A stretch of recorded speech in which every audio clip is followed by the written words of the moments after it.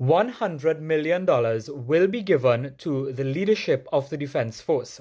And according to Prime Minister Dr. Keith Rowley, this will be used to retain or hire retired or reserved officers that will go into communities and do what is not being done. These officers will go into hotspot communities or special communities and give the assistance that is required. And this is one of the crime-fighting measures as put forward by the Prime Minister. As I continue to examine my responsibility of Prime Minister, I have now come to the conclusion that we need special intervention in some of those communities that are nurseries for criminal conduct.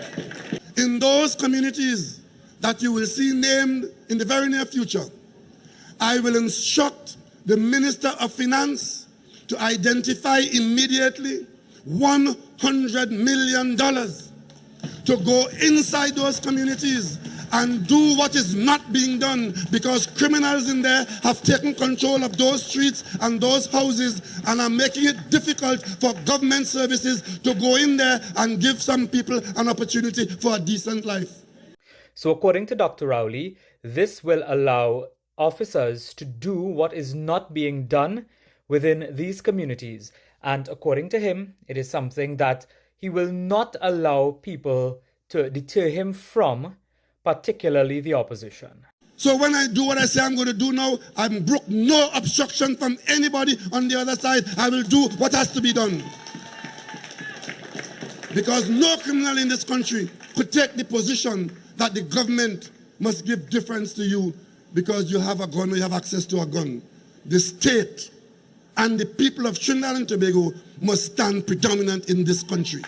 So $100 million for the leadership of the Defence Force is one way they're looking to solve the crime problem that we have. It must be solved from the root of the problem, not necessarily, as he put it, a person who has a gun wasn't born at 20, 25, 27.